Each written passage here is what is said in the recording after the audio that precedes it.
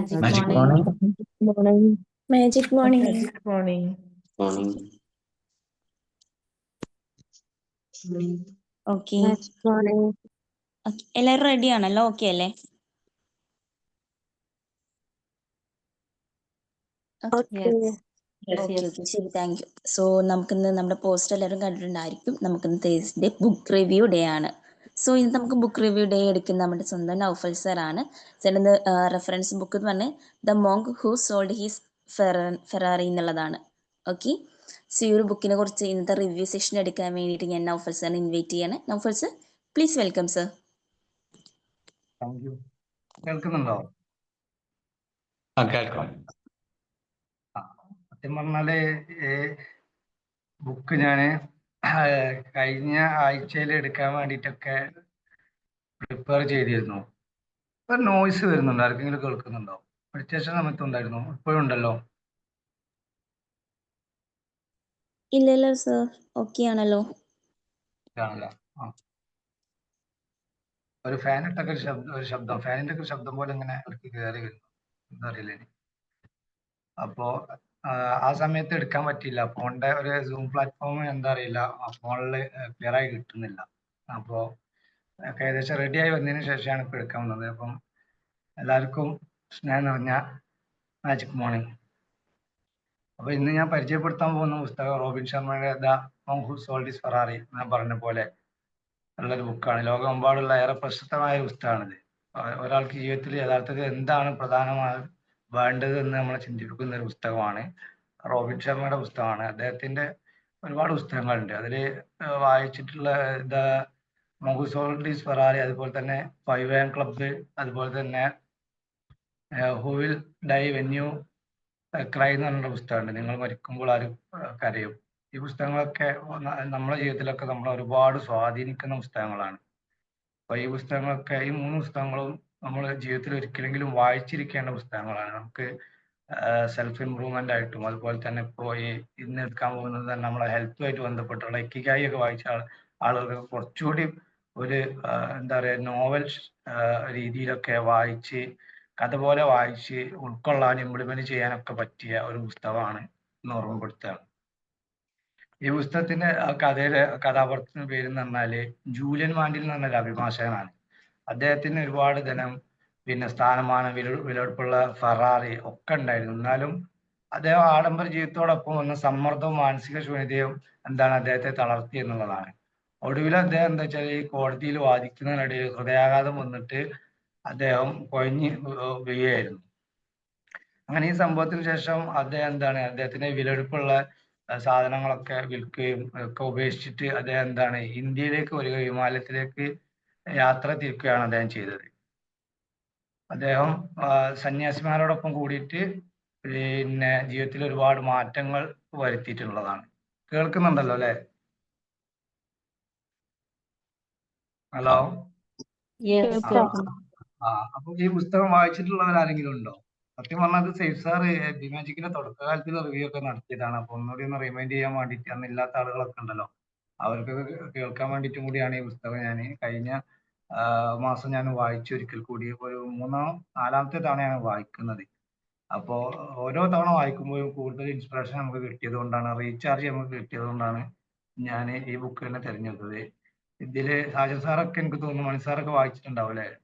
ആരൊക്കെ ഇതിൽ ഈ പുസ്തകം വായിച്ചതെന്ന് പറയാം, അല്ലാതെ ടൈപ്പ് ചെയ്ത് വിടുമോ? സമ്മറി അറിയാം. Thank you.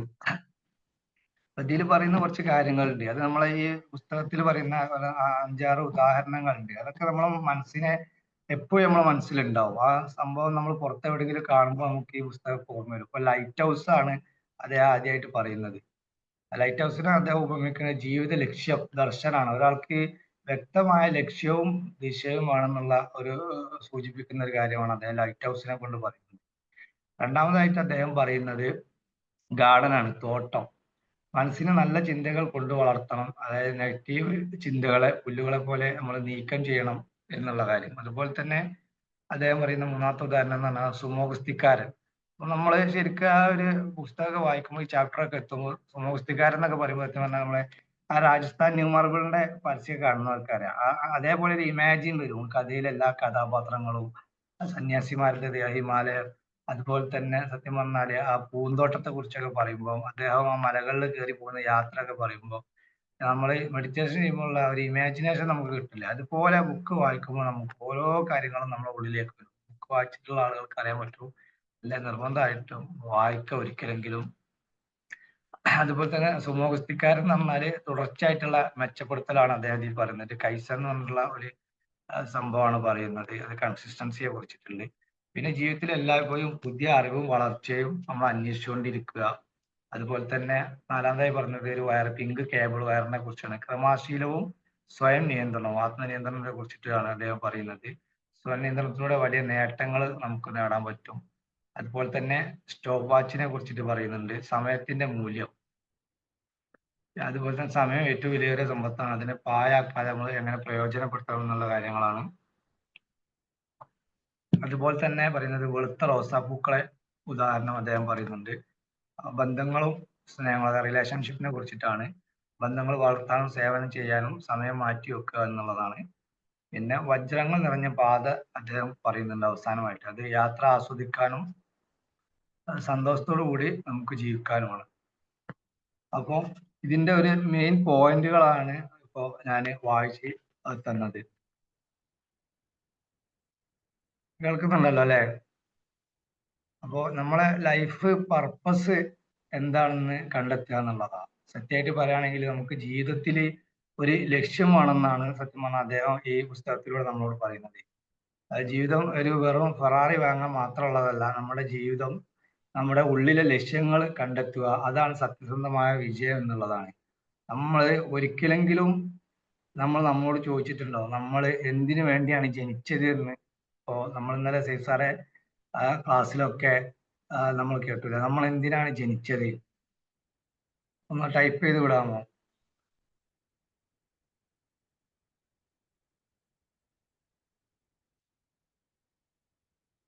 പറഞ്ഞാൽ നമ്മൾ ജനിച്ചത് മറ്റുള്ളവർക്ക് അല്ലെ സഹായം ചെയ്യാനും, നമുക്ക് ഒരുപാട് പേര് ഈ ലോകത്ത് സഹായങ്ങൾ ചെയ്യുന്നുണ്ടെന്നുള്ളതാണ്.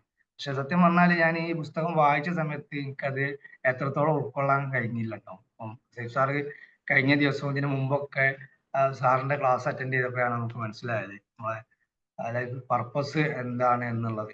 ചാരിറ്റിയും അതുമായിട്ടുള്ള ബന്ധപ്പെട്ട ഓരോ കാര്യങ്ങളും. ഇതിനൊരു ഉദാഹരണമായിട്ട് പറഞ്ഞപ്പോൾ ഒരു വിത്തിന് ഒരു ലക്ഷ്യം ഉണ്ടാവും. വലിയൊരു വൃക്ഷമാവാനാണ് സത്യം പറഞ്ഞാല് ഒരു വിത്തിന്റെ പിന്നെ ഒരു ചെറുതാണെങ്കിൽ പോലും അതിന്റെ ശക്തി എന്താണ്? അതിന്റെ ഉള്ളിൽ മുഴുവൻ ഒരു കാടിന്റെ ശക്തിയായിരിക്കും. അതിൽ വൻ മരമായിട്ടോ അല്ലെങ്കിൽ ഒരു ചെടിയായിട്ടോ പുഷ്പങ്ങൾ വിടർന്ന ഒരു പിന്നെ പൂന്തോട്ടം ആവാനോ ആയിരിക്കും ഓരോ വിത്തുകളുടെയും ആഗ്രഹം. അതുപോലെ നമ്മുടെ ഉള്ളിൽ എന്താണ്? വലിയ സ്വപ്നങ്ങൾ ഉറങ്ങിക്കിടക്കുന്നുണ്ട്. അതെന്താ? ജീവിതം ഒരു മീനിങ് ഫുൾ ആകണമെങ്കിൽ എന്താക്കണം? നമുക്ക് ആ പർപ്പസ് കണ്ടെത്തണം എന്നുള്ളതാണ്. അപ്പൊ നമ്മൾ എന്താക്കുക? എല്ലാവരും നമ്മുടെ ജീവിത ലക്ഷ്യം കണ്ടെത്തുക, അത് എഴുതി വെക്കുക, അതിനു വേണ്ടിയിട്ട് നമ്മൾ എന്താക്കുക? നിരന്തരം പ്രയത്നിക്കുക എന്നുള്ളതാണ്. രണ്ടാമതായിട്ട് അദ്ദേഹം പറഞ്ഞത് മനസ്സിന്റെ നിയന്ത്രണമാണ്, മാസ്റ്റർ ഓഫ് യുവർ മൈൻഡ് എന്നുള്ളതാണ്. മനസ്സൊരു പൂന്തോട്ടം പോലെയാണ് അല്ലെ? അത് നല്ല വിത്ത് വിതച്ചാൽ എന്താകും? നമുക്ക് നല്ലത് കിട്ടും. അതായത് നല്ല പോസിറ്റീവ് ചിന്തകളാണെങ്കിൽ നമുക്ക് എന്താണ്? പോസിറ്റീവ് ആയിട്ടുള്ള കാര്യങ്ങൾ ഒക്കെ നമ്മളിലേക്ക് വരും. മോശം വിത്താണ് നമ്മൾ വിതക്കുന്നതെങ്കിൽ പൂന്തോട്ടത്തിലെ നെഗറ്റീവ് ആയിട്ടുള്ള ചിന്തകളാണ് നമുക്ക് എന്താക്കുക? വരിക. അതായത് പൂന്തോട്ടത്തിൽ നമ്മൾ ശ്രദ്ധിക്കാതെ പോയി കഴിഞ്ഞാൽ പുല്ലൊക്കെ നിറഞ്ഞിട്ട് കാട് മൂടി, പിന്നെ അതിനിടയിൽ നല്ല പൂക്കൾ ഉണ്ടായിട്ടും കാര്യം ഉണ്ടാവില്ല. അപ്പൊ നമ്മളെ മൈൻഡ് എപ്പോഴും നമ്മൾ എന്താണ്? നല്ല പോസിറ്റീവ് ആയിട്ട് ഇരിക്കുക.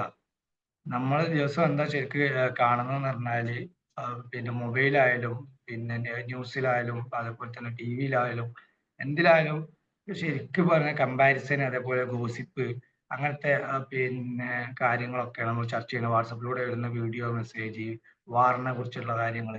അപ്പോൾ നെഗറ്റീവ് എനർജി നമ്മളിലേക്ക് ഇങ്ങനെ കയറിക്കൊണ്ടിരിക്കുകയാണ്. അപ്പം അത് ഒരിക്കലും നമുക്ക് എന്താണ്? ഈ നെഗറ്റീവ് ഉള്ള ലോകത്തുനിന്ന് നമുക്ക് എന്താണ്? വിട്ടു നിൽക്കാനാവില്ല എന്നുള്ള സത്യം പറഞ്ഞാൽ. ഇപ്പോൾ നമ്മളെന്താ ചെയ്യുക? അതിനെ നമ്മൾ എന്ത് ചെയ്യുക? ഓവർകം ചെയ്യുക. പോസിറ്റീവ് ഉള്ളിലേക്ക് കടത്തി വിട്ടിട്ട്, അഫർമേഷൻ പോലുള്ള കാര്യങ്ങൾ കടത്തി വിട്ടിട്ട് ആ നെഗറ്റീവിനെ നമ്മൾ എന്ത് ചെയ്യുക? പുറത്തേക്ക് ഒഴുക്കി വിടുക എന്നുള്ളതാണ്. അതിനിപ്പോ നമുക്കൊക്കെ അറിയാം, നമ്മളൊക്കെ പ്രാക്ടീസ് ചെയ്യുന്ന ആളുകൾ. രാവിലെ തന്നെ ഒരു 10 മിനിറ്റോ അല്ലെ 20 മിനിറ്റോ മെഡിറ്റേഷൻ ചെയ്യുക, അല്ലെ നല്ല കാമായിട്ട് ഇരിക്കുക, ബ്രീത്തിങ് ചെയ്ത് ബ്രീത്ത് ഔട്ട് ചെയ്യുക. അതുപോലെ തന്നെ നമ്മൾ ഗ്രാറ്റിറ്റ്യൂഡ് ചാനൽ എഴുതലുണ്ട്. ഈ പിന്നെ കമ്മ്യൂണിറ്റിയിലുള്ള ആളുകളോട് നമ്മൾ പറഞ്ഞു തരേണ്ട ആവശ്യമില്ല. ഈ പോസിറ്റീവായിട്ട് ഇരിക്കാൻ വേണ്ടിയിട്ടുള്ള ഒരുപാട് കാര്യങ്ങളുണ്ട്. നമ്മള് പിന്നെ ഈ ഗാർഡൻ ശുദ്ധീകരിക്കുന്നത് പോലെ നമ്മളെ മനസ്സിനെ നമ്മളിങ്ങനെ ശുദ്ധീകരിച്ചു കഴിഞ്ഞാൽ ഈ അലിഞ്ഞിരിക്കുന്ന ചിന്തകളൊന്നും നമ്മളെ അടുക്കില്ല. കാട് പോലെ നമ്മളെ മനസ്സും ശരീരവും ഒന്നും ആവില്ല, അല്ലെ. ശരീരമായി കഴിഞ്ഞാൽ നമ്മൾ എന്താക്കും, ചിലപ്പോൾ ബാർബർ ഷോപ്പിലോ ബ്യൂട്ടി പാർലറിലൊക്കെ പോയിട്ട് നമ്മളൊക്കെ റെഡിയാക്കും, നഖം വെട്ടാനൊക്കെ വെട്ടി മുടിയൊക്കെ ക്ലിയർ ചെയ്ത് അങ്ങനെ ചെയ്യും. അതുപോലെ തന്നെ നമ്മളെ മനസ്സും നമ്മളെന്ത് ചെയ്യണം, ക്ലിയർ ആയിക്കൊണ്ടേയിരിക്കുക. നമ്മൾ പറയുന്ന കാര്യങ്ങളൊക്കെ ഇംപ്ലിമെന്റ് ചെയ്യുക. അപ്പൊ കഴിഞ്ഞ ദിവസം ഒരു ക്ലാസ് കേട്ടു ദന്തലിനെ കുറിച്ചിട്ട്. അപ്പൊ ഞാൻ എന്ത് ചെയ്തു, ഇന്നലെ ഞാൻ പോകുന്ന സമയത്ത് ഞാൻ ഒരു ക്ലിനിക്കിൽ കയറി, പിന്നെ പല്ലൊക്കെ ഒന്ന് പരിശോധിച്ചു. അപ്പൊ എന്നോട് പറഞ്ഞ 3 ഹോളുണ്ട് 3 ഭാഗത്തായിട്ട്, അപ്പൊ അത് അടക്കണം, പിന്നെ പല്ല് ക്ലീൻ ചെയ്യേണ്ടതുണ്ട്. ചെയ്തിരുന്നു ചോദിച്ചു. ഞാൻ പറഞ്ഞ 1.5 വർഷം മുമ്പ് ചെയ്തിരുന്നു. അപ്പൊ പറഞ്ഞു എന്നോട് പുളിപ്പ് പോലെ അനുഭവപ്പെടും, അപ്പോൾ അത് ചെയ്യുന്നത് നല്ലതാണ്, അപ്പോൾ അത് ചെയ്യണം. പിന്നെ ഒരു പല്ലുണ്ട്, അത് പിന്നെ ലാസ്റ്റിലായതുകൊണ്ട് അത് എടുത്തു കളയണം, അല്ല റൂട്ട് കനാൽ ചെയ്യേണ്ടി വരും എന്നാണ്. നമ്മൾ റൂട്ട് കനാൽ ചെയ്യാം. മൊത്തത്തിൽ റൂട്ട് കനാല് 2500, അടവിന് അടക്കാൻ വേണ്ടി 450 × 3, അതുപോലെ തന്നെ ക്ലീനിങ്ങിന് 700, 4500 റുപ്യ. കഴിഞ്ഞ സാറ് പറഞ്ഞതുപോലെ നല്ലൊരു എമൗണ്ട് ആവും. പക്ഷെ നമ്മളെ പിന്നെ ബോഡിക്ക് എന്താണ് ഒരു സുരക്ഷയാണ്. അതിലൂടെ പല രോഗങ്ങളും ഉണ്ടാവുന്ന അറിഞ്ഞതുകൊണ്ട് ഞാൻ എന്താണ് വെള്ളിയാഴ്ചത്തേക്ക്, അതായത് നാളത്തേക്ക് അപ്പോയിന്റ്മെന്റ് എടുത്തു. നമ്മൾ കേൾക്കുന്ന ക്ലാസ്സുകളായാലും അതുപോലെ തന്നെ വായിക്കുന്ന ബുക്കുകളായാലും ഒക്കെ നമുക്ക് കിട്ടുന്ന കാര്യങ്ങൾ നമ്മൾ എന്ത് ചെയ്യുക, ഇംപ്ലിമെന്റ് ചെയ്യാൻ ശ്രമിക്കുക എന്നുള്ളതാണ്. ഇംപ്ലിമെന്റ് ചെയ്യാത്ത ഒരു ക്ലാസ് നമുക്ക് പ്രയോജനപ്പെടില്ല എന്നുള്ളതാണ്. അപ്പോ ഞാൻ ഉദാഹരണം പറഞ്ഞെന്നുള്ളൂ. ഇതുപോലുള്ള ഓരോ ബുക്ക് വായിക്കുമ്പോഴും അതേപോലെ പിന്നെ ഏതാണ് the richest man in Babylon വായിച്ചപ്പോൾ അതിൽ ചെറിയ സേവിങ്സിനെ കുറിച്ച് പറഞ്ഞിട്ടുണ്ട്. അപ്പൊ അത് ഇംപ്ലിമെന്റ് ചെയ്തിട്ടുണ്ട്. അപ്പോൾ നമ്മളൊക്കെ കേൾക്കുന്ന കാര്യങ്ങൾ എഴുതി വെക്കാൻ പറ്റുന്നവർ എഴുതി വെക്കുക, അല്ലെങ്കിൽ മൈൻഡിലുള്ള ആളുകൾ എന്താക്കുക, അതൊക്കെ നമ്മൾ ഇംപ്ലിമെന്റ് ചെയ്യാൻ ശ്രമിക്കുക. എന്നാലേ നമുക്ക് എന്താവുള്ളൂ, റിസൾട്ട് കിട്ടുള്ളൂ എന്നുള്ളത്. എക്സസൈസിനെ കുറിച്ചിട്ടുള്ള ക്ലാസ് നമ്മൾ ദിവസം കേട്ടിട്ട് കാര്യമില്ല, എക്സസൈസ് ചെയ്യാൻ ശ്രമിക്കുക. അത് ഈ കമ്മ്യൂണിറ്റിയിൽ നമുക്ക് എന്താണ് ഈ ക്ലാസ് മെഡിറ്റേഷൻ ഒക്കെ ഇതിലുള്ളത് നമ്മൾ പങ്കെടുക്കുന്നത്. മെഡിറ്റേഷൻ നമ്മൾ സ്വയം വീട്ടിൽ നിന്ന് ചെയ്യേണ്ട കാര്യമാണ്. അത് ആരൊക്കെ ചെയ്യുന്നുണ്ട് എന്നുള്ളത് ഉറപ്പുവരുത്തുക എന്ന് ഞാൻ പിന്നെ ഒന്ന് ഓർമ്മപ്പെടുത്തുകയാണ് ഇതില്. പിന്നെ അതുപോലെ തന്നെ മൂന്നാമതായിട്ട് പറയാനുള്ളത്, നമ്മള് മനസ്സിന്റെ നിയന്ത്രണം അത് പറഞ്ഞു. അതുപോലെ തന്നെ നമ്മൾ എന്താണ് കൈസൻ, സ്വയം മെച്ചപ്പെടുത്തുക എന്നുള്ളതാണ്. ജപ്പാനീസ് വാക്കാണ്. അതിന്റെ അർത്ഥം കണ്ടിന്യൂസ് ഇംപ്രൂവ്മെന്റ് എന്നാണ്. അതായത് കൺസിസ്റ്റന്റ് ആയിട്ട് നമ്മൾ ചെയ്യുക. സിക്സാർ ഇപ്പോൾ ഇന്നലെ പറഞ്ഞ പോലെ ഇന്നലെ ഒരു 10 പോയിന്റ് പറഞ്ഞിരുന്നു. അത് മെയിൻ ആയിട്ട് പറഞ്ഞത് 3ാമത്തെ പോയിന്റ് ശ്രദ്ധിക്കാനാണ് നമ്മളോട് പറഞ്ഞത്. അതെന്താന്ന് വെച്ചാൽ കൺസിസ്റ്റൻസി. നമ്മൾ ചെയ്യുന്ന കാര്യങ്ങൾ കൺസിസ്റ്റന്റ് ആയിട്ട് ചെയ്താൽ അത് എന്തായാലും വിജയിക്കും എന്നുള്ളതാണ്. 1% തന്നെ നമ്മൾ ചെയ്തു കഴിഞ്ഞാൽ നമുക്കൊരു വർഷം നോക്കുമ്പോൾ നല്ലൊരു ഇമ്പ്രൂവ്മെന്റ് ഉണ്ടാവും. അതായത് അറ്റോമിക് ഹാബിറ്റ് ഒക്കെ വായിച്ച ആളുകൾക്ക് അറിയാം. നമ്മൾ ചെറിയ കാര്യങ്ങളൊക്കെ ചെയ്യേണ്ടത് അതിൽ ആഡ് ചെയ്തിട്ട് ദിവസവും ചെയ്യുക എന്നുള്ളതാണ്. ഇപ്പോ നമ്മളെ റൊട്ടീൻ ഇപ്പോൾ എക്സസൈസ് ആണെങ്കിൽ നമുക്കിന്ന് സമയമില്ലെങ്കിൽ 1 മിനിറ്റെങ്കിലും ചെയ്യുക. നടക്കാൻ നമ്മൾ ഇവിടുന്ന് 1 കിലോമീറ്റർ നമ്മൾ അടുത്തുള്ള ബ്രിഡ്ജ് വരെ അല്ലെ ഒരു പാർക്ക് വരെ നടക്കുന്നവരാണെങ്കിൽ നമുക്ക് സമയമില്ലെങ്കിൽ വീടിന് ചുറ്റുമെങ്കിലും നടക്കുക, റൊട്ടീന് കളയാതിരിക്കാൻ വേണ്ടി. അല്ലെങ്കിൽ വന്നു കഴിഞ്ഞതിന് ശേഷം ഇന്നും രാവിലെ ചെയ്യുന്ന ആളാണ് വൈകുന്നേരം കിടക്കുന്നതിന് മുമ്പെങ്കിലും പിന്നെ പുഷപ്പ് എടുക്കാൻ കഴിഞ്ഞില്ലെങ്കിലും എന്ത് ചെയ്യുക, എന്തെങ്കിലും ചെറിയൊരു എക്സസൈസ് എങ്കിലും 2 കൈകളെങ്കിലും പൊന്തിച്ച് താഴ്ത്തി ഉള്ള ചെറിയൊരു എക്സസൈസ് നമ്മൾ ചെയ്യുക എന്നുള്ളതാണ്. അപ്പോൾ ഫിക്സ്ഡ് ചെയ്യുക നമ്മളെ മനസ്സിൽ നമ്മൾ ചെയ്യുന്ന കാര്യങ്ങൾ ഓരോന്നും എന്നുള്ളതാണ്. നമ്മൾ ബാംബു ട്രീന്റെ കാര്യമൊക്കെ അറിയാം. 5 വർഷം എന്ന് പറഞ്ഞാൽ അത് താഴോട്ടാ വളരുന്നത്. അതിന്റെ വളർച്ച നമ്മൾ ആരും അറിയുന്നില്ല. പിന്നെയാണ് അത് വേരുകളൊക്കെ പിടിച്ചതിന് ശേഷം മേലോട്ട് വരുന്നത്. അപ്പൊ അതിന്റെ വളർച്ച പിന്നീടാണ് നമ്മൾ കാണുന്നത്. അതുപോലെ തന്നെയാണ് നമ്മളെ റിസൾട്ട് നമുക്ക് കാണാൻ കഴിയില്ല ചിലപ്പോൾ നമ്മൾ കണ്ടിന്യൂ ആയിട്ട് ചെയ്യുമ്പോൾ. പക്ഷെ നമ്മളെ ഉള്ളിൽ അത് പതിഞ്ഞ് അത് മറ്റുള്ളവരൊക്കെ അറിഞ്ഞു തുടങ്ങും. നമ്മൾ അറിയുമ്പോൾ ഒരു കുറച്ച് വൈകും, പക്ഷെ അപ്പോഴത്തേന് വലിയ സക്സസ് ആവും. ഈ മുളയുടെ കാര്യം, ബാമ്പുവിന്റെ കാര്യം പറഞ്ഞതുപോലെ നമുക്ക് എന്താണ് ആകാശത്തോളം വളരാൻ പറ്റുന്നുള്ള കൺസിസ്റ്റന്റ് എന്ന് പറഞ്ഞാൽ ഒരു പോയിന്റ് നമ്മളെ കയ്യിലെങ്കിൽ. അതുപോലെ തന്നെ നമ്മൾ ചെറിയ പരിശ്രമങ്ങൾ നമ്മൾ എന്താണ് ആദ്യം നമ്മൾ കാണാതെ പോകും. പക്ഷെ കൺസിസ്റ്റന്റ് ആയാലും എന്താണ് ഒരു ദിവസം വലിയ മാറ്റം വരുന്നുള്ളതാണ്. പിന്നെ നാലാമതായിട്ട് അദ്ദേഹം പറയുന്നത് ഡിസിപ്ലിൻ ആൻഡ് സെൽഫ് കൺട്രോൾ ആണ്. ക്രമവും ആത്മ സംയമനവും.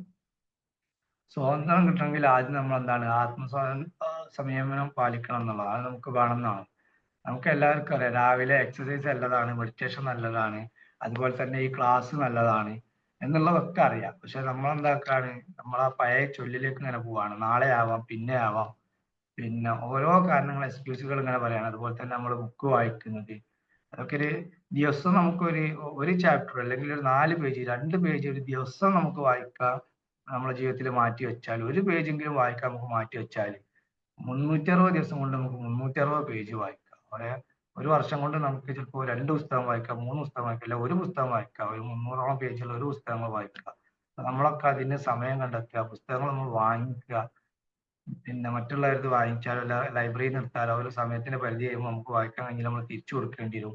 പിന്നെ നമുക്ക് വലിയ യാത്രകളൊക്കെ വരുമ്പോൾ ട്രെയിനിലൊക്കെ പോകുമ്പോൾ ബസ്സിലൊക്കെ പോകുന്ന സമയത്ത് ഈ പുസ്തകമൊക്കെ കരുതിയാൽ ഒരാളെ വെയിറ്റ് ചെയ്യുന്ന സമയത്തൊക്കെ നമ്മൾ ഫോണിൽ വെറുതെ സ്ക്രോൾ ചെയ്യാതെ നിൽക്കുകയാണെങ്കിൽ നമ്മൾ ഈ പുസ്തകങ്ങളൊക്കെ വായിച്ചാൽ നമുക്ക് അങ്ങനെയും സമയം കണ്ടെത്താൻ എന്നൊക്കെ ഓർമ്മ വെക്കാം. ഇതൊക്കെ ഇതിൽ നമുക്ക് അറിയുന്ന ആളുകളാണ്, ഇതൊന്നും അറിയാത്ത ആളുകളില്ല. പക്ഷെ നമ്മളെന്താണ് ഓർമ്മപ്പെടുത്താൻ മാത്രം. അപ്പൊ ഇന്നു മുതൽ നമുക്കൊക്കെ അങ്ങനത്തെ അവസരങ്ങൾ വരുമ്പോൾ നമ്മൾ അങ്ങനെ ചെയ്യാൻ ശ്രമിക്കുക എന്നുള്ളതാണ്. അതുപോലെ തന്നെ 5 മണിക്ക് എഴുന്നേൽക്കുന്ന കാര്യം, ജങ്ക് ഫുഡ് ഒഴിവാക്കുക, മൊബൈലിന്റെ ടൈം കൺട്രോൾ ചെയ്യുക, അങ്ങനത്തെ കാര്യങ്ങളൊക്കെ നമ്മളെ വലിയ വിജയത്തിലേക്ക് പോകുന്നുള്ളതാണ്. ഈ 5 AM ക്ലബ്ബ് എന്ന് പറഞ്ഞത് നമ്മളെ പിന്നെ കമ്മ്യൂണിറ്റിന്റെ പേരാണെങ്കിലും ഈ റോബിൻ ശർമ്മക്ക് അങ്ങനത്തെ ഒരു പുസ്തകമുണ്ട്. അതുപോലെ തന്നെ മിറാക്കിൾ മോർണിംഗ്, വിസ്മയപുലരി, അതിലൊക്കെ പറയുന്ന കാര്യങ്ങൾ നമ്മൾ 5 മണിക്ക് എഴുന്നേൽക്കുക, ആ ബ്രഹ്മമുഹൂർത്തത്തിൽ അല്ലെങ്കിൽ ആ ഒരു ഗോൾഡൻ ഹവറിൽ, എന്നിട്ട് മെഡിറ്റേഷൻ ചെയ്യുക, അഫർമേഷൻ ഗ്രാറ്റിറ്റ്യൂഡ് ചെയ്യാനുള്ള എഴുതുക. അതുപോലെ തന്നെ നമുക്കൊരു പുസ്തകം വായിക്കുന്ന അതേ ഫീലിംഗ് ആണ് ഒരു ക്ലാസ് കേട്ടാൽ. പല പല ക്ലാസ്സുകളും പല ആളുകളും പുറത്തുനിന്ന് വന്നിട്ടൊക്കെ നല്ല ക്ലാസ്സുകൾ നമ്മളെ സെൽഫ് ഇംപ്രൂവ്മെന്റ് ഏറ്റവും നല്ലതാണ്. അതുപോലെ തന്നെ ഹെൽത്തിന്. പിന്നെ അടുത്തതായി പറയുന്നത് 5ാമത്തെ കാര്യമാണ് സമയത്തിന്റെ വില, വാല്യൂ ഓഫ് ടൈം. നമ്മൾ 1 മണിക്കൂർ നമ്മളെ ജീവിതത്തിൽ നഷ്ടപ്പെടുത്തി കഴിഞ്ഞാൽ എന്താണ്, പിന്നെ അത് ഒരിക്കലും നമ്മളെ ജീവിതത്തിലേക്ക് തിരിച്ചു കിട്ടൂല എന്നുള്ളതാണ്. സമയമാണ് പണത്തിനേക്കാൾ മൂല്യമായിട്ട് അദ്ദേഹം ഇതിൽ കണക്കാക്കുന്ന ഒരു കാര്യം. നമ്മൾ പലപ്പോഴും ബിസി ആയിരിക്കും. പ്രൊഡക്റ്റീവ് ആണോ വെച്ചാൽ നമ്മളെ പ്രൊഡക്റ്റീവ് ഫുൾ ഇതിലാണ്, നെറ്റ്ഫ്ലിക്സിലും അതുപോലെ തന്നെ മൊബൈലിലും അതുപോലെ തന്നെ മറ്റുള്ള സോഷ്യൽ മീഡിയ ഇൻസ്റ്റാഗ്രാം പോലുള്ള അതിലേക്കും ഒക്കെ ഇങ്ങനെ പോയിക്കൊണ്ടേ ഇരിക്കുക. വെറുതെ ചർച്ചകൾ, നമ്മളെ ഗ്രൂപ്പുകൾ ഒരുപാടുണ്ടാവും. അപ്പൊ ഇതിൽ തന്നെ നമുക്കൊരു 5 ഗ്രൂപ്പ് ഉണ്ട്. അതുപോലെ തന്നെ വേറെ ഒരു 10 ഗ്രൂപ്പ് ഉണ്ടാവും. അതിലൊക്കെ വെറുതെ എന്തെങ്കിലും ഒരു പോസ്റ്റ് ആരെങ്കിലും ഇട്ടാൽ അതിന്റെ പിറകെ പോയിട്ട് നമ്മളെ സമയത്തെ നമ്മൾ കൊല്ലുകയാണ് ചെയ്യുന്നത്. സാർ എപ്പോഴും പറയാറുണ്ട്, ഇതിൽ തന്നെ നമ്മൾ എന്താണ് സമയം അധികം സ്പെൻഡ് ചെയ്യേണ്ട, നമ്മളെ ലക്ഷ്യത്തിലേക്ക് വേണ്ടി സൂപ്പർ ഫോക്കസ് ചെയ്യുക, ഇതിനായിട്ടൊരു സമയം കണ്ടെത്തുക. അതുപോലെ തന്നെ മറ്റുള്ള ഗ്രൂപ്പുകളിലേക്കോ കാര്യങ്ങളിലേക്കൊക്കെ നമ്മൾ എന്ത് ചെയ്യുക, ഒരു സമയം കണ്ടെത്തിയിട്ട് കയറുക. ഒരു പോസ്റ്റ് അപ്പോൾ വന്നാലും നമ്മൾ ഫോൺ കാണാൻ സമയം കണ്ടെത്തുക, ആ സമയത്ത് നമ്മൾ റിപ്ലൈ കൊടുക്കുക, അതൊരു 5 മിനിറ്റ് കഴിഞ്ഞിട്ട് തിരിച്ചു പോരുക, എത്ര വലിയ ഇതാണെങ്കിൽ പോലും എന്നുള്ളതാണ്. നമ്മൾ നമ്മുടെ ജീവിതത്തിലേക്ക് തിരിച്ചു വരിക എന്നുള്ളതാണ് ഇന്നത്തെ കാലഘട്ടത്തിൽ നമുക്ക് ഒഴിച്ചുകൂടാൻ പറ്റാത്തൊരു കാര്യമാണ് സോഷ്യൽ മീഡിയ ആയാലും ഫോണായാലും. അപ്പൊ അതിനെ ഒരു പരിധി വരെ നമുക്ക് ലിമിറ്റ് ചെയ്യുക എന്നുള്ളതാണ്. അതുപോലെ തന്നെ ടു ഡു ലിസ്റ്റ് ചെയ്ത രാവിലെ തന്നെ ഏറ്റവും പ്രധാനപ്പെട്ട ഒരു 3 കാര്യം എഴുതുക. 10 കാര്യം എഴുതി കഴിഞ്ഞാൽ ഇപ്പൊ നമുക്ക് ചെയ്യാൻ കഴിയില്ല, പിന്നെ നമ്മൾ ടു ഡു ലിസ്റ്റ് തന്നെ എഴുതില്ല. നമ്മൾ പച്ചക്കറിന്റെ ലിസ്റ്റോ പിന്നെ മറ്റുള്ള ലിസ്റ്റുകളല്ല, പ്രധാനപ്പെട്ട 3 നമ്മളെ സൂപ്പർ ഫോക്കസ് ചെയ്യേണ്ട അല്ലെങ്കിൽ ഇന്ന് ചെയ്യേണ്ട 3 കാര്യങ്ങൾ മാത്രം എഴുതുക. ഈ ഒരാഴ്ച ചെയ്യേണ്ടത്, മാസം ചെയ്യേണ്ടത് ടു ലിസ്റ്റ് ചെയ്താൽ ഈ 3 കാര്യങ്ങൾ എഴുതുക. ഇന്ന് ചെയ്യേണ്ടത്, ഇനി ഒരു കാര്യമാണെങ്കിൽ ആ ഒരു കാര്യം എഴുതുക, അത് ഇന്ന് എന്താക്കുക അച്ചീവ് ചെയ്യുക. നാളെ ഒരു കാര്യം എഴുതുക, അത് അച്ചീവ് ചെയ്യുക. അങ്ങനെ ബാക്കിയുള്ള കാര്യങ്ങളൊക്കെ നമ്മൾ ഡെയിലി റൊട്ടീനിൽ ഉൾപ്പെടുത്തുക. അങ്ങനെ എന്താക്കണം, സമയത്തിന് നമ്മൾ എന്താക്കുക ഇങ്ങനെ ക്രമം പാലിച്ച് ഉപയോഗിച്ച് കഴിഞ്ഞാൽ നമുക്ക് ഒരുപാട് സമയം ലാഭിക്കാൻ പറ്റും. മറ്റുള്ള കാര്യങ്ങൾക്കൊക്കെ സമയം നമ്മൾ കണ്ടെത്താൻ നമുക്ക് പറ്റും. ഈ പറഞ്ഞ കാര്യങ്ങൾക്കൊക്കെ ഈ സമയം തന്നെ നമുക്ക് ഇത് ഉപകരിക്കാൻ കാരണം എന്താ, നമ്മൾ ഇത്രയും നേരത്തെ എഴുന്നേൽക്കുന്നതുകൊണ്ടാണ്.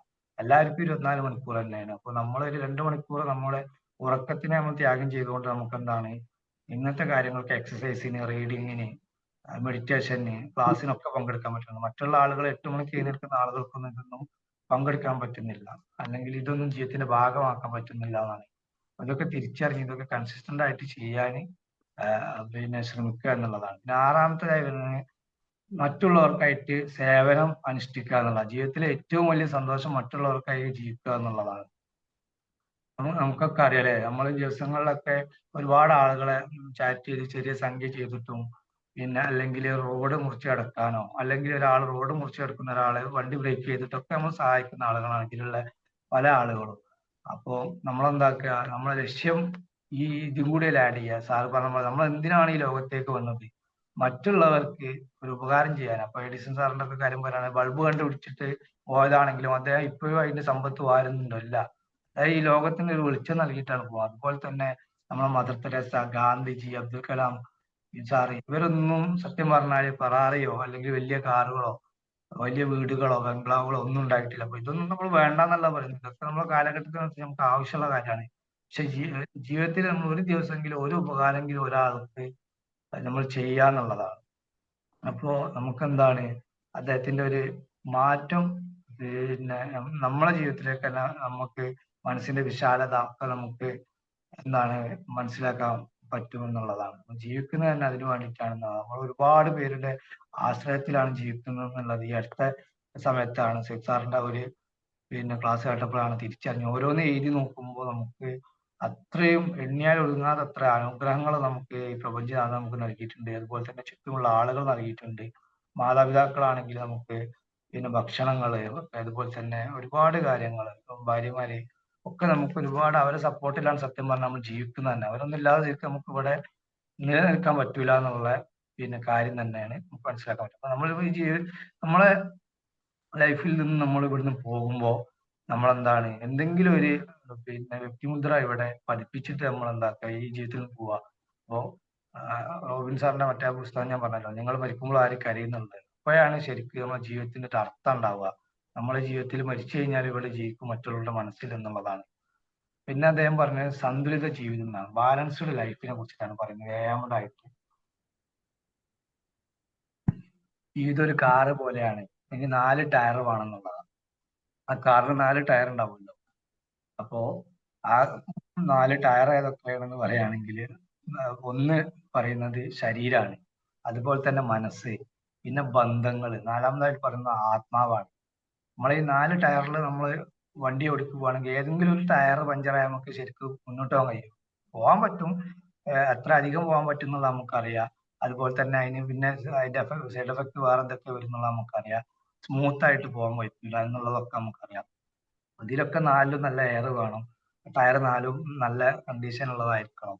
അപ്പൊ അതുപോലെ തന്നെ ധനം മാത്രം ഉണ്ടായിട്ട് കാര്യമല്ല ആരോഗ്യമില്ലാതെ. അതുപോലെ തന്നെ ആരോഗ്യം മാത്രം ഉണ്ടായിട്ട് കാര്യമുണ്ടോ? ബന്ധങ്ങളൊന്നും ഇല്ലെങ്കിൽ ലൈഫ് ഇൻകംപ്ലീറ്റഡ് ആവും. അതുപോലെ തന്നെ ഓരോ കാര്യങ്ങളും. അപ്പൊ നമ്മുടെ ശരീരത്തിനെ കുറിച്ചിട്ട് ഇപ്പൊ നേരത്തെ നമ്മൾ പറഞ്ഞു, ഭക്ഷണം, എക്സസൈസ്, ജങ്ക് ഫുഡൊക്കെ മാക്സിമം ഒഴിവാക്കുക, മധുരം, ഓയിലി ഉള്ള കാര്യങ്ങളൊക്കെ നമുക്ക് അറിയാം, പക്ഷെ നമ്മൾ പാലിക്കുന്നില്ല.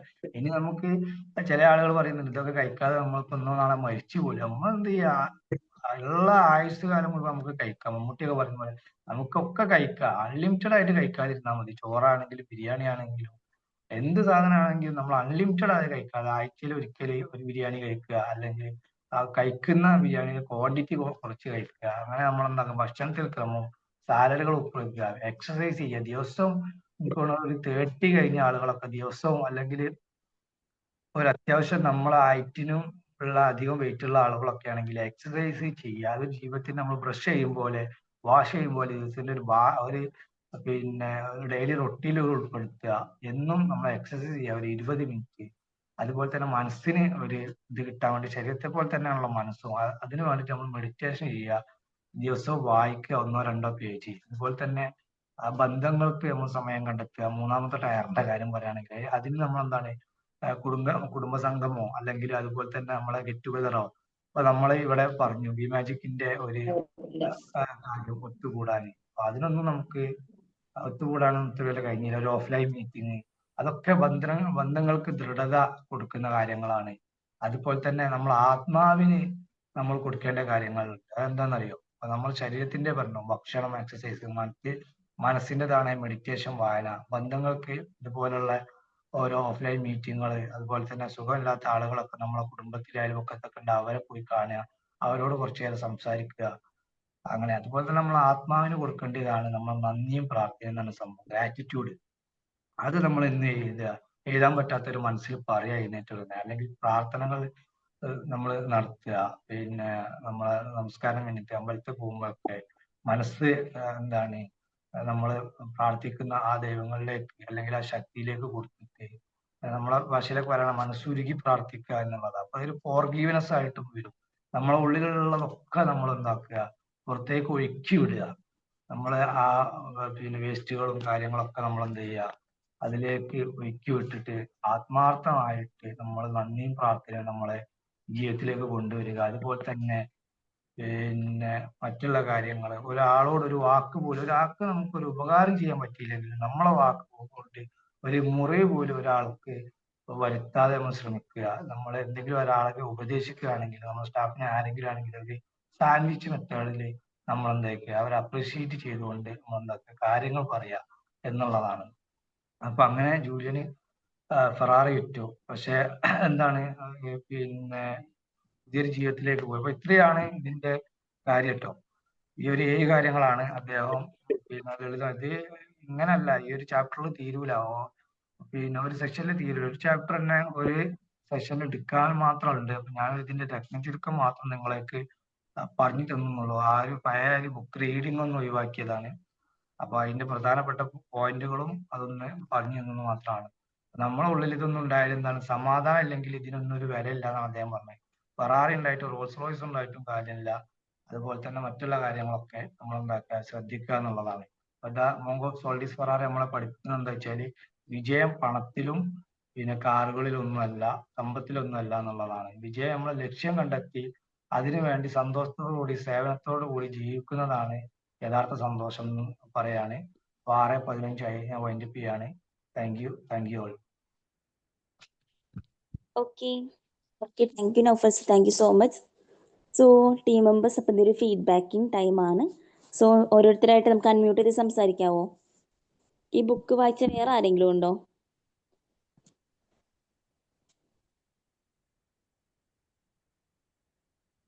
മാജിക് മണി ബുക്കൊക്കെ കുറെ മുമ്പ് വായിച്ചിട്ടുണ്ട്. വായിക്കാത്തവരുണ്ടാവില്ലേ? ഓക്കെ ഇല്ലേ, ആ ബുക്ക് വായിക്കാത്തവരുണ്ടാവില്ല, കുറവാണ്. കാരണം വെച്ചാല് അതെ ഒരു പ്രാവശ്യം നമ്മൾ വായിച്ചാൽ ഒരിക്കലും മറക്കാത്തൊരു പുസ്തകം കൂടിയാണ്. സാറൊക്കെ വെച്ചോണ്ട് കലക്കി കുടിച്ചിട്ടുണ്ടോ? കാരണം അതിനകത്ര പുസ്തകം ഉണ്ടാവണം ആ കൂട്ടത്തില്. ഒരു പ്രാവശ്യം നമ്മൾ വായിച്ചു കഴിഞ്ഞാൽ ഒരിക്കലും നമ്മൾ മറക്കില്ല. കാരണം ആ രംഗം എനിക്കിപ്പോഴും മനസ്സിൽ ഇങ്ങനെ ഉണ്ട്. ആ ഒരു ലൈറ്റ് ഹൗസ് നിന്ന് ഒരാളിങ്ങനെ പിന്നെ അത്ര തടിയുള്ള, അതായത് ആ രാജസ്ഥാൻ മാർബിളിന്റെ പരസ്യത്തിൽ കാണുന്നതായിട്ടുള്ള ഒരാളിങ്ങനെ ഇറങ്ങി വരുന്നതും ആ ഒരു രംഗം ഒരു സിനിമ കാണുന്നത് പോലെയാണ് ആ കഥ. എന്തായാലും നല്ലൊരു നേക്കായിട്ട് അവതരിപ്പിച്ചു. Thank you. Okay thank U Razak sir. Then വേറെ ആരാ പറയുന്നേ? എനിക്ക് എന്തെങ്കിലും ക്ലിയർ ചെയ്യണമെങ്കിലും ക്ലിയർ ചെയ്യാം കേട്ടോ.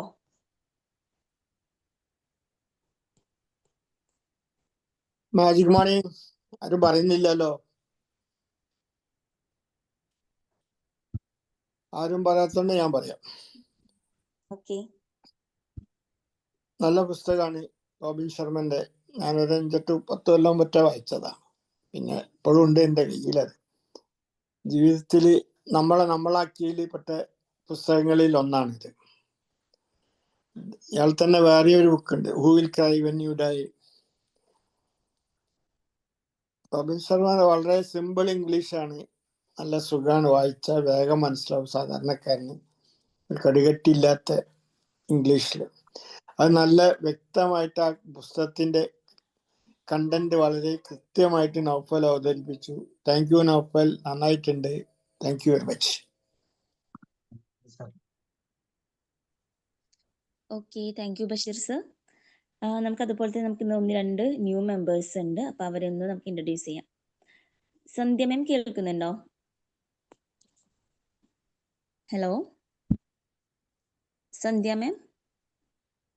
Hello, good morning. Magic morning. Hello, just ചെയ്യാവോ?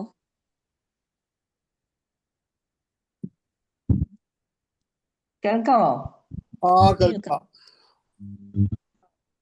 എൻ്റെ പേര് സന്ധ്യ, ഞാൻ ടീച്ചറാണ്. ഞാൻ ഇതിലേക്ക് വന്നത് ഞാൻ നേരത്തെ അവിടെ പഠിച്ച നജുല ഉണ്ട്, നജുലയുടെ വാട്സപ്പ് സ്റ്റാറ്റസ് കണ്ടിട്ടാണ് ഞാൻ ഈ ഒരു കമ്മ്യൂണിറ്റിയെ കുറിച്ച് അറിയുന്നത്. പിന്നെ ബുക്ക് നേരത്തെ വായിച്ചതാണ്, ഇപ്പൊ അടുത്തൊന്നും വായിച്ചിട്ടില്ല. സെൽഫ് ഹെൽപ്പ് റോബിൻ ശർമ്മയുടെ സെൽഫ് ഹെൽപ്പ് ബുക്കില് വളരെ ഏറ്റവും എന്താണ് വായിക്കപ്പെട്ട ഒരു ബുക്ക് തന്നെയാണ്. ഈ അടുത്ത് വായിക്കാത്തത് കൊണ്ട് എനിക്ക് അതിനെ കുറിച്ച് കൂടുതൽ പറയാൻ അറിയില്ല. എന്തായാലും അവതരിപ്പിച്ച് സാർ അത് വളരെ മനോഹരമായി തന്നെ ചെയ്തിട്ടുണ്ട്. അപ്പോൾ സാറിന്റെ ആ ഒരു റിവ്യൂ കേട്ടപ്പോൾ ഒന്നുകൂടെ ഒന്ന് വായിക്കണമെന്നൊരു ഫീൽ ഉണ്ടായിട്ടുണ്ട്. എനിക്ക് ഫസ്റ്റ് ടൈം ആയതുകൊണ്ട് ഇതിലെ കാര്യങ്ങളൊന്നും അറിയാത്തത് കൊണ്ടാണ് ഞാൻ സൈലന്റ് ആയിരുന്നത്. Thank you.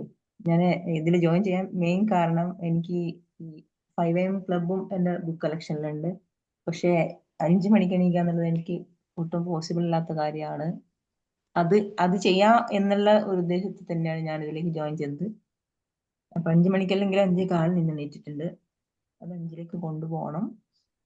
പിന്നെ ഇങ്ങനെയുള്ള ബുക്സിനെ കുറിച്ചുള്ള ചർച്ചകളും കാര്യങ്ങളൊക്കെ നല്ലൊരു നമുക്ക് എപ്പോഴും എന്താണ് നമ്മളെ റിഫ്രഷ് ആക്കുമെന്ന് തോന്നുന്നുണ്ട്.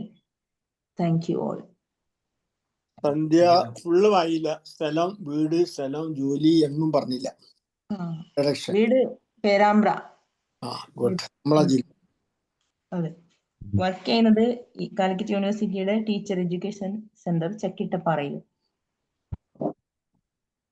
പിന്നെ MA ആണ്. ഇപ്പോൾ PhD ചെയ്യുന്നുണ്ട്. വീട്ടില് ഹസ്ബൻഡും 2 മക്കളും. Okay, thank U. അപ്പോൾ മാം എന്തെങ്കിലും ഹെൽപ്പോ കാര്യങ്ങളോ വേണമെങ്കിൽ നമ്മുടെ ടീം മെമ്പേഴ്സിനെ നെജില മാമിനെ കോൺടാക്ട് ചെയ്താൽ മതി. ഇപ്പോൾ കണ്ടിന്യൂസ് ആയിട്ട് എല്ലാ ദിവസവും ജോയിൻ ചെയ്യാൻ ട്രൈ ചെയ്യാം കേട്ടോ. Okay, thank U. ഇപ്പൊ ഞാനൊന്ന് പിന്നെ മോന് പോകാനുള്ളത് കൊണ്ട് ഒന്ന് ഇതിലുണ്ടാവും. കിച്ചണിലേക്ക് ഒന്ന് പോകണം. ട്യൂഷൻ ഉണ്ട് അവൻ. ശരി. നെക്സ്റ്റ് അജിബർ സർ കേൾക്കുന്നുണ്ടോ? ഹലോ, കേൾക്കുന്നുണ്ട്. പറഞ്ഞോളൂ സർ. ഞാനിതിപ്പോ ഇന്നാണ് ആദ്യമായിട്ട് ഈ ക്ലാസ്സിൽ ജോയിൻ ചെയ്തത്. ഇത് ഒരു ബുക്കിന്റെ റിവ്യൂ ആണെന്ന് മനസ്സിലായി. ഏത് ബുക്കാണെന്നുള്ളത് പറയാനെങ്കിലും ഒന്ന് വായിച്ചു നോക്കിയായിരുന്നു. The monk who sold his Ferrari. മംഗൂസ് The monk who sold his Ferrari. Robin ശർമ്മന്റെ ബുക്കാണ്. Robin Sold Sharma. his Ferrari. എന്തായാലും ഞാനത് വായിച്ചതിന് ശേഷം പറയാം. സാർ എവിടെ സ്ഥലം വരുന്നേ ചെയ്യുന്നേ?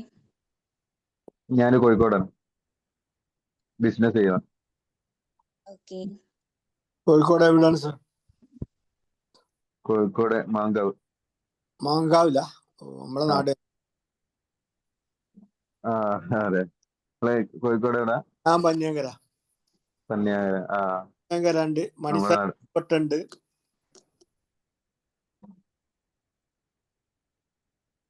കക്കോടിക്കാരുണ്ട്, പലരും ഉണ്ട് ഇവിടെ. കോഴിക്കോട് തന്നെ എല്ലാവരും ഉണ്ട്. തിരുവനന്തപുരം മുതൽ കാസർഗോഡ് വരെ ഓരോരുത്തരുണ്ടാവും.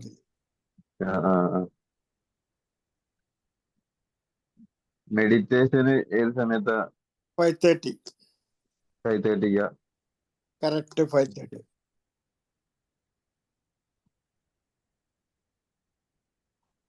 ഓക്കെ അജിബർ സർ, അപ്പോൾ എല്ലാ ദിവസവും കറക്റ്റ് ജോയിൻ ചെയ്യുക. 5:30 to ഒരു ഏകദേശം 5:45, 5:50 വരെയൊക്കെ ആയിരിക്കും മെഡിറ്റേഷൻ ഉണ്ടായിരിക്കുക കേട്ടോ.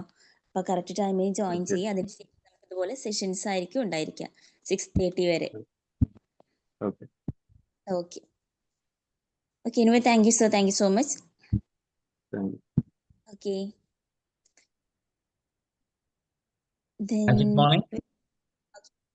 സർ പറഞ്ഞോളൂ. സർ വളരെ നന്നായിട്ടുണ്ട് ഇന്ന്. പ്രത്യേകിച്ച് ശരിയായ 7 പോയിന്റ് ആദ്യം അത് പറഞ്ഞിട്ട് അതിന്റെ എക്സ്പാൻഷൻ ആയിട്ടാണ് ബാക്കി കാര്യങ്ങൾ പറഞ്ഞെങ്കിലും ഓരോന്നും കണക്ട് ചെയ്തിട്ട് അതിൽ ലളിതമായ നല്ല നല്ല എക്സാമ്പിൾ ഡേ ടു ഡേ ലൈഫിൽ വരുന്ന കാര്യങ്ങൾ കൂട്ടിച്ചേർത്തത്, പ്രത്യേകിച്ച് നമ്മളെ ബിമാജിക്കിന്റെ കൾച്ചറും അതുപോലെ തന്നെ നമ്മൾ ഡെയിലി നമ്മൾ ജീവിതത്തിൽ അനുഭവിച്ചുകൊണ്ടിരിക്കുന്ന കാര്യങ്ങൾ കൂട്ടിച്ചേർത്തിട്ട് വളരെ സിമ്പിളായിട്ട് ആ ബുക്കിന്റെ റിവ്യൂ ആണെന്ന് പറഞ്ഞത്. അപ്പം ശരിക്കും നല്ല ഹൃദയത്തിൽ എത്തുന്ന തരത്തിലുള്ള ഒരു പ്രസന്റേഷൻ ആയിരുന്നു. വളരെ മനോഹരമായിട്ടുള്ള ഒരു സൂപ്പർ പ്രസന്റേഷൻ തന്നെ പറയാം. അപ്പോൾ എത്രയോ കാര്യങ്ങൾ കണക്ട് ആയിട്ടുള്ള കാര്യങ്ങൾ കൂട്ടിച്ചേർത്തിട്ടുണ്ട്. അപ്പൊ നമ്മളെ ജീവിത ലക്ഷ്യത്തിലേക്ക് എത്താൻ വേണ്ടിയിട്ട് നമ്മളെ ലക്ഷ്യം കണ്ടുപിടിക്കണം, അതിന് പരിശ്രമിക്കണം. അതുപോലെ തന്നെ നമ്മളെ ചിന്തകൾ പോസിറ്റീവായിട്ട് മാറ്റാനും അതുപോലെ നെഗറ്റീവ് ചിന്തകൾ ഒഴിവാക്കാനും ഓരോ സെക്ഷനും അത് കറക്റ്റായിട്ട് പറഞ്ഞിട്ടുണ്ട്. അതൊരു സ്റ്റോറി മാതിരി. ജൂലിയന്റെ ആ കഥ, വലിയ സമ്പന്നനായിട്ടുള്ള ഒരു വ്യക്തി ഫെറാറി വരെ വിറ്റ് നമ്മളെ ഇന്ത്യയിലേക്ക് വന്ന് അവിടുന്ന് യഥാർത്ഥ സുഖം, അതായത് യാഥാർത്ഥ്യം മനസ്സിലാക്കാൻ, ജീവിതത്തിന്റെ യാഥാർത്ഥ്യം മനസ്സിലാക്കി മുന്നോട്ട് പോകാനുള്ള ഒരു കാര്യമാണ് ഉണ്ടായത്. അപ്പോൾ അതിന് ഓരോ നല്ല എക്സാമ്പിൾ ആയിട്ടാണ് ഇന്ന് പറഞ്ഞ ലൈറ്റ് ഹൗസ് ഗാർഡൻ, ആ സുമോ ഗുസ്തിക്കാരൻ, റോസും രത്നങ്ങൾ പതിച്ച വഴിയുടെ കാര്യങ്ങളൊക്കെ പറഞ്ഞിട്ട് അത് കൂട്ടി യോജിപ്പിച്ച് ശരിക്കും ആ ബുക്ക് വായിച്ച ഒരു ഫീലിംഗ് തന്നെയാണ് ഇപ്പോൾ ഉള്ളത്. വളരെ നന്നായിട്ടുണ്ട്. Thank you very much. Okay, thank you Manu sir. Preetha ma'am. Hello, magic morning all. Naufal sir വളരെ സൂപ്പറായി എന്ന് തന്നെ പറയണം. കാരണം എന്താണെന്ന് വെച്ചാൽ നമ്മൾ പറയേണ്ട കാര്യമില്ല, സാറ് എപ്പോൾ ബുക്ക് റിവ്യൂ എടുത്താലും നമുക്കത് കറക്റ്റ് ആയിട്ട് തന്നെ നമ്മുടെ മൈൻഡിലേക്ക് തരുന്നൊരു ആളാണ്. പിന്നെ ഞാൻ സത്യം പറഞ്ഞിട്ടുണ്ടെങ്കിൽ ഈ ബുക്ക് വായിച്ചിട്ടില്ല. അതായത് ഞാനിപ്പോൾ വായന എന്നുള്ളത് തന്നെ ഇപ്പൊ നമ്മുടെ ബി മാജിക്കിൽ ജോയിൻ ചെയ്തിട്ട് ഞാൻ വായിച്ചിട്ടുണ്ടായിരുന്നില്ല. ഇപ്പൊ കുറച്ച് കാലമായിട്ടേ ഉള്ളൂ വായിക്കാൻ തുടങ്ങിയിട്ട്. ഓക്കെ, എന്തായാലും വായിക്കണം. വളരെ നല്ല രീതിയിൽ തന്നെ സാറ് അതും ആ ബുക്കിൽ ഉള്ള കണ്ടന്റും കൂടാതെ നമുക്ക് പെട്ടെന്ന് തന്നെ മനസ്സിലാക്കാൻ പറ്റുന്ന തരത്തിൽ ലളിതമായ തന്നെ എല്ലാവരിലേക്കും എത്തിക്കാൻ സാറിന് കഴിഞ്ഞിട്ടുണ്ട്. കൺഗ്രാജുലേഷൻസ്. പിന്നെ നമ്മുടെ പുതിയ ന്യൂ മെമ്പേഴ്സ് അജ്ബർ സാർ, അതുപോലെ തന്നെ സന്ധ്യ മാം. ഇന്നലെ എനിക്ക് ഗ്രൂപ്പ് ഒന്നും നോക്കാൻ പറ്റിയിട്ടില്ല. അപ്പോൾ ഓൾവേസ് വെൽക്കം നമ്മുടെ ബി മാജിക് കുടുംബത്തിലേക്ക്. Okay, thank you all. Okay, thank U Preetha ma'am. Shajan sir. Magic morning. Nabil sir, നല്ലൊരു ക്ലാസ് ആയിരുന്നു. ക്ലാസ് ഒരു ഓർമ്മപ്പെടുത്തലാണ് ശരിക്കും. ഞാൻ ഈ ബുക്ക് വായിച്ചിട്ടില്ല കേട്ടോ. ഞാൻ ബുക്ക് വായിക്കുന്നുണ്ടെങ്കിലും ഇപ്പോ സമയം കണ്ടെത്താൻ ഭയങ്കര ടൈറ്റാന്നുള്ളൊരു ധാരണയിലാണ് നീങ്ങുന്നത്. പക്ഷെ ബുക്ക് വായിച്ചു തന്നെ പറ്റുള്ളൂ. നമ്മുടെ അറിവുകൾ നമുക്ക് വർദ്ധിപ്പിക്കണമെങ്കിൽ ബുക്ക് വായിച്ചു തന്നെ പറ്റും. അപ്പൊ ഞാൻ 2-3 ബുക്കുകൾ അവിടെ ഇവിടെയൊക്കെ കൊണ്ടുപോയി വെച്ചിട്ടാണ് എവിടെയാണ് ഇരിക്കുന്ന വെച്ചാൽ എന്നിട്ട് വായിക്കാനായിട്ട്. അല്ലാതെ നടക്കുന്നില്ല അത്. അപ്പോ നമ്മുടെ ഡ്യൂട്ടി സ്ഥലത്താണെങ്കിൽ അവിടെ ഒരു ബുക്ക് വെച്ചിരിക്കുകയാണ്, വീട്ടിലാണെങ്കിൽ മേശമ ഒരു ബുക്ക് വെച്ചിരിക്കുകയാണ്. അങ്ങനെ അല്ലാണ്ട് ബുക്ക് റിവ്യൂ, ബുക്ക് വായിക്കല് നടക്കുന്നില്ല. പലപ്പോഴും ഓരോരോ കാര്യങ്ങളായിട്ട് വിട്ടു പോവാണ്. അപ്പൊ ഈ ബുക്ക് എന്തായാലും വായിക്കണം. കാരണം അതിന്റെ അത്രയും നല്ല കണ്ടന്റുകളാണ് ജസ്റ്റ് പറഞ്ഞത്. നമ്മുടെ ലക്ഷ്യം, ജീവിതത്തിൽ എന്തിനാണ് നമ്മൾ ജീവിച്ചിരിക്കുന്നത് എന്നുള്ള എൻ്റെ ഒരു ചോദ്യം വലിയൊരു പ്രസക്തമാണ് ശരിക്കും. അത് നമ്മുടെ ലക്ഷ്യം നേടാനായിട്ടാവണം. പലപ്പോഴും അത് ആളുകൾ ശ്രദ്ധിക്കുന്നില്ല, നമ്മൾ ആരും ശ്രദ്ധിക്കുന്നില്ല. നമ്മൾക്ക് എന്താണ് ലക്ഷ്യം എന്നുള്ളതല്ല, നമ്മളങ്ങനെ ജീവിച്ചു പോവാണ്. വളരെ അർത്ഥവത്തായിട്ടുള്ളൊരു ചോദ്യമായിരുന്നു ശരിക്കും അത്. നമ്മുടെ എന്തിനാണ് നമ്മൾ ജീവിച്ചിരിക്കുന്നത് എന്നുള്ളത്. അതേപോലെ തന്നെ എനിക്ക് പ്രസ് ചെയ്ത രണ്ടാമത്തെ ഒരു കാര്യമാണ് നമ്മുടെ പൂന്തോട്ടത്തിലെ കളകൾ പറിച്ചു നീക്കുക എന്നുള്ളത്. വലിയൊരു പോയിന്റാണ്, ചെറിയൊരു പോയിന്റ് അല്ല. അത് മാത്രം, ഈ 2 കാര്യം മാത്രം മതി നമുക്ക് ലൈഫില് സക്സസ് ആവാനായിട്ട്. മനോഹരമായിട്ട് സാർ അവതരിപ്പിച്ചിട്ടുണ്ട്. വളരെയധികം നന്ദി. Okay, okay, thank U Shajan sir. ദിവ്യ മാം. ദിവ്യ മാം ഹാൻഡ് റൈസ് ചെയ്തിട്ടുണ്ടായിരുന്നു, കേൾക്കാവോ? നൗഫൽ സർ, കേൾക്കാം. വളരെ നന്നായിട്ട് അവതരിപ്പിച്ചു ബുക്ക് റിവ്യൂ. നമ്മളുടെ ജീവിതത്തിന്റെ ഓരോ ഭാഗങ്ങളിലൂടെ പോകുമ്പോഴും നമുക്ക് ഏറ്റവും നന്നായിട്ട് എങ്ങനെ ജീവിക്കാം, ജീവിക്കുന്ന കാലം ഏറ്റവും നന്നായിട്ട് എങ്ങനെ ജീവിക്കുക എന്നുള്ളത്, അത് ഹെൽത്ത്, ശാരീരികപരമായിട്ടും അതുപോലെ തന്നെ മാനസികപരമായിട്ടും എത്ര നന്നായിട്ട് ആരോഗ്യത്തോടു കൂടി ജീവിക്കാം എന്നുള്ളതിനെ കുറിച്ച് ഒരു ഏറ്റവും വലിയൊരു ഉദാഹരണമായിരുന്നു ഇന്നത്തെ ക്ലാസ്. അപ്പോ നമ്മളുടെ ലൈഫിന്റെ 4 ടയറുകളെ കുറിച്ച് പറഞ്ഞു. സത്യം പറഞ്ഞാൽ അതൊക്കെ നമ്മളുടെ ജീവിതത്തിൽ പ്രാവർത്തികമാക്കേണ്ടുന്ന കാര്യങ്ങളാണ് ഇതെല്ലാം. അതുപോലെ തന്നെ ഇപ്പോ ജസ്റ്റ് മുന്നിലുള്ള ഫീഡ്ബാക്കുകളിൽ പറഞ്ഞ പോലെ തന്നെ സർ പറഞ്ഞ ആ പൂന്തോട്ടത്തിലെ കളകളെ എന്താ പറയാ, നീക്കി കളയുക എന്നുള്ള കാര്യം, ഇതൊക്കെ നമ്മളുടെ ലൈഫിൽ ഓരോ കാര്യങ്ങളും ഇംപ്ലിമെന്റ് ചെയ്യുമ്പോഴാണ് നമുക്ക് മനസ്സിലാവുക ശരിയാണ്, ഇങ്ങനെ നമുക്ക് ചെയ്യേണ്ടതാണെന്നുള്ളത്. അപ്പൊ ഇത് നമ്മൾ ഏറ്റവും നല്ലൊരു ബുക്ക് റിവ്യൂ ആയിരുന്നു. ഒരുപാട് നന്ദി. Thank you sir, thank you so much. Okay, thank U Divya ma'am. So നമുക്ക് ടൈം ആയിട്ടുണ്ട്. സോ ഓക്കെ, ആരായിരുന്നു? ആരെങ്കിലും പറഞ്ഞോ, സംസാരിച്ചു? നൗഫൽ സാർ നല്ലൊരു ക്ലാസ് ആയിരുന്നു സാർ. ഒരു അരമണിക്കൂർ കൊണ്ട് ഒരു മനുഷ്യനെ മാറ്റിമറിക്കാൻ ഉതകുന്ന ഒരു നല്ലൊരു ബുക്കാണ് സെലക്ട് ചെയ്തത്. ഇനി ഞാനിത് വാങ്ങിച്ചിട്ടുണ്ടായിരുന്നില്ല, എന്തായിരുന്നാലും തീർച്ചയായിട്ടും സ്വന്തമായിട്ട് വാങ്ങിക്കും. ഇത് നല്ലൊരു സെക്ഷനായിരുന്നു സാർ. നല്ല എക്സാമ്പിൾ സഹിതം നന്നായിട്ട് പറഞ്ഞു തന്നു. Thank you sir. ഇനിയും അടുത്ത ഇതേപോലെ ഒരു നല്ലൊരു ബുക്കിന് വേണ്ടി പ്രതീക്ഷിക്കുന്നു. Thank you sir. Thank you. Shaina ma'am, thank you so much. Okay, so anyway Naufal sir എല്ലാവരും പറഞ്ഞ അടിപൊളി സെഷൻ ആയിരുന്നു. So thank you for the section. അപ്പോൾ നമുക്ക് ലീവ് ചെയ്യാം ഈ ഒരു സെക്ഷനിൽ. Okay, members, and have a nice day. Thank you. Enjoy. Thank you, Navneet sir. Thank you all. Sir, thank you all. Thank you. Thank you all.